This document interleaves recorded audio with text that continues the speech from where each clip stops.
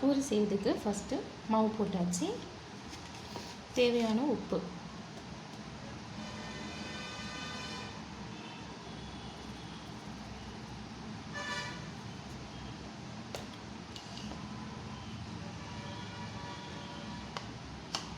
ஒரு 2-3 spoon oil போட்டுக்கோங்க.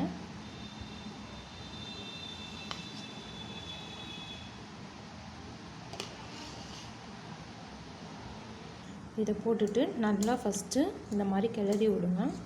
உப்பு அதெல்லாம் போய் நல்லா வந்து மிக்ஸ் ஆகும். நம்ம தண்ணி ஊற்றிட்டோன்னா உப்பு அங்கங்கே திப்பி திப்பியாக இருக்கிற மாதிரி இருக்கும்.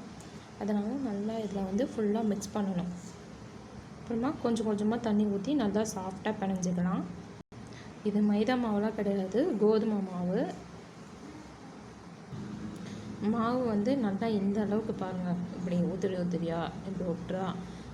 இது வந்து தண்ணி வந்து கரெக்டான பதம். இதுக்கப்புறம் வந்து ஒன்றா சேர்த்து ரவுண்டாக பிணையணும். நம்ம தண்ணி கம்மியாக ஊற்றிட்டு நம்ம பிணைஞ்சிட்டோன்னா மாவு வந்து கல் மாதிரி ஆகிடும். அதே வந்து தண்ணி அதிகமாக ஊற்றிட்டு பண்ணாலும் வந்து ஒரு மாதிரி ஒட்டும், கையை உருட்டும் போதே கட்டையிலலாம் ஒட்டும். அதனால் இந்த மாதிரி பதத்தில் வச்சுட்டு அதுக்கப்புறம் ரவுண்டு பண்ணுங்கள், கரெக்டாக இருக்கும்.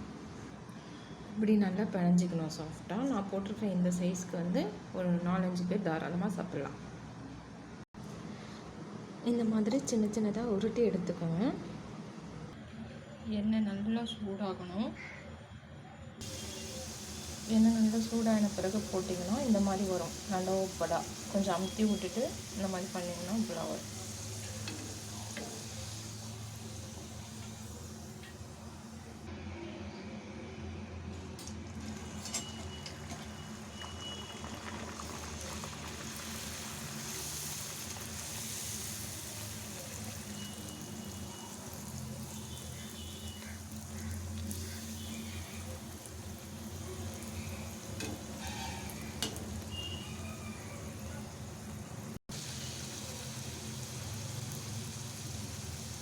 இதுலேயும் நல்லா மெலிசாக உருட்டி போட்டிங்கன்னா அப்பளம் பொரி மாதிரி வரும். அப்பளம் பொரி வயசானவங்களாம் சாப்பிட முடியாது, வயசு இருக்கிறவங்க தான் சாப்பிட முடியும். மொறுன்னு இருக்கும். நல்லா மெலிசாக போட்டால் அப்பளம் பொரி மாதிரி இருக்கும்.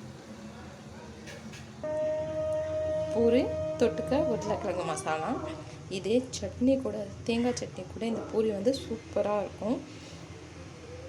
நீங்களும் செஞ்சு சாப்பிட்டு என்ஜாய் பண்ணுங்கள். தேங்க்யூ.